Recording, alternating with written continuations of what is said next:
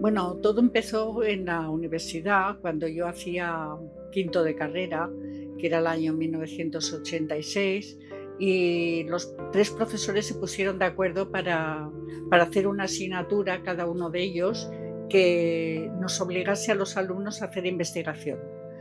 Entonces yo escogí uno de los profesores, Pere Graviel, y le comenté que quería hacer algo sobre el movimiento obrero. Él me dijo que el movimiento obrero ya estaba muy tratado y que por qué no hacía el movimiento obrero, pero desde el punto de vista patronal. ¿Por qué no empezaba por el lockout de Barcelona de 1919? Y por eso empecé con esta asignatura. Me aconsejó que fuera a las sedes de las patronales, como el Fomento del Trabajo Nacional, y así lo hice. Fui al archivo del Fomento del Trabajo Nacional y estuve recabando información sobre el lockout de Barcelona. Se la presenté hice un trabajo, se la presenté al profesor y me dijo que por qué no seguía adelante y hacía primero una tesina de licenciatura y después un doctorado sobre la materia de organización patronal.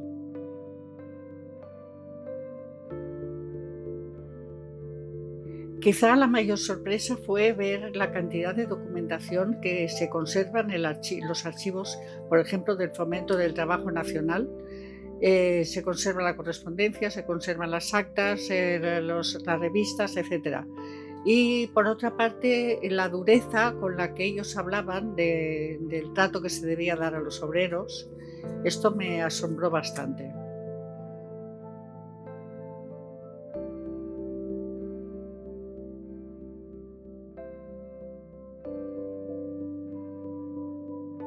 El interés sobre todo era acabar con la CNT, Sindicato Revolucionario de ascendencia de origen francés, dijéramos, la ideología de origen francés, y que era revolucionario y que quería subvertir el orden social y que provocaba muchísimas huelgas. Y en su ideario era la huelga general revolucionaria sería lo que acabaría con el sistema capitalista.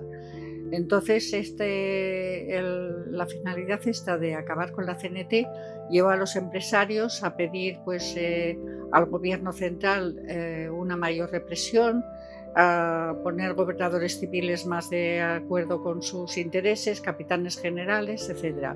Y en última instancia pedir el corporativismo, que era una fórmula que se puso después en marcha en el franquismo y que de alguna manera parecía que podía acabar con la lucha de clases.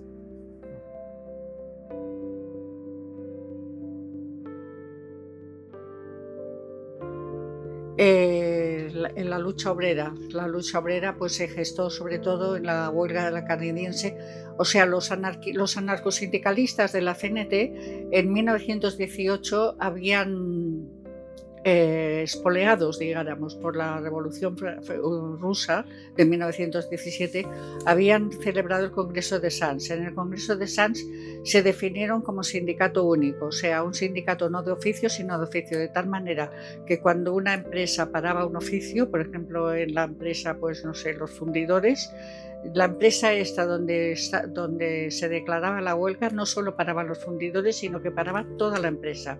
Esto les daba una muchísima mayor agilidad para la lucha y la pusieron en marcha la primera vez en la huelga de la canadiense de principios de 1919 en Barcelona.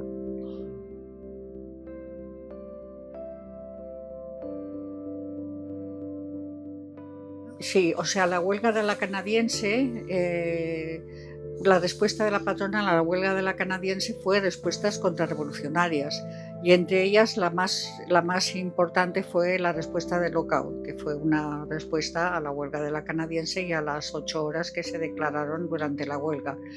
Y fue muy importante porque durante el lockout se dieron Milans del Bosch, el capitán general de Cataluña, con apoyo de la patronal, dio dos intentos de golpe de Estado y un tercero con ayuda de los militares que fueron precedentes de la dictadura de Primo de Rivera de 1923.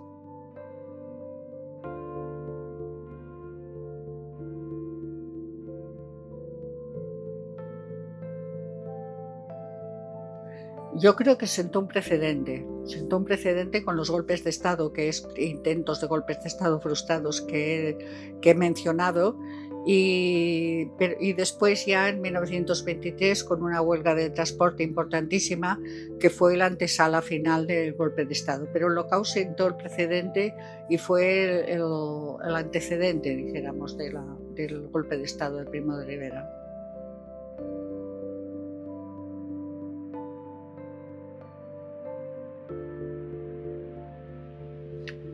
Yo creo que la situación social es muy diferente, claro. Estamos hablando de 1919, era una sociedad en la que no había cubrimiento del paro, no había seguridad social, no habían vacaciones.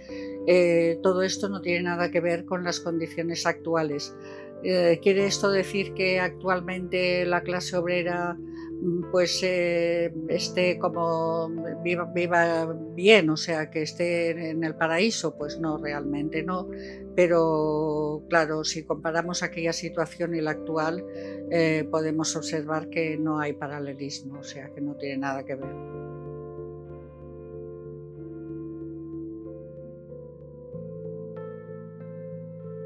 Hombre, yo creo que debería recordar, porque una sociedad que pierde su recuerdo y su historia tiende a repetirla. Como en parte está pasando ahora, que estamos repitiendo los mismos errores de hace 100 años con la extensión del fascismo, ¿no? Y el ascenso de las extremas derechas a las que se está votando. Pero bueno, que pienso que eso, que puede volver a repetirse.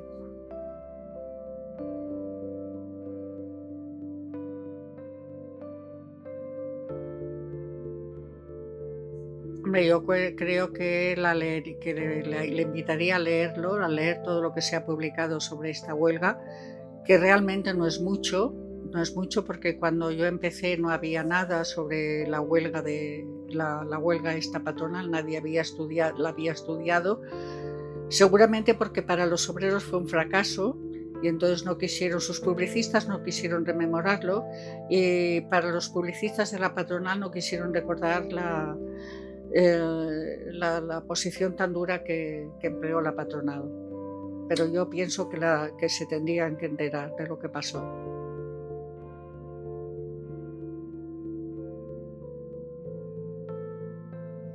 Sería de catástrofe porque para los obreros fue una catástrofe colectiva.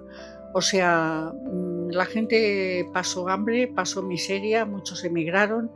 Después eso significó que también la CNT perdió muchos afiliados que pensaron que el sindicato les había llevado a esa desgracia y se pasaron a los sindicatos libres, unos sindicatos amarillos, o bien pues se desafiliaron de los sindicatos. Y para la patronal tampoco creo que pensara que fue un triunfo, porque las fuentes del Fomento del Trabajo Nacional cifran las pérdidas en 1.000 millones de pesetas de la época. Entonces tampoco creo que fue un fin. Por eso quizá para dar el golpe, para apoyar el golpe de Estado de Primo de Rivera 3 años después, se lo pensaron mejor y pensaron que, bueno, pues que una dictadura militar que estableciera un corporativismo acabaría con la lucha de clases. Como así pasó durante la dura de Primo de Rivera, de alguna manera la lucha de clases se ralentizó mucho.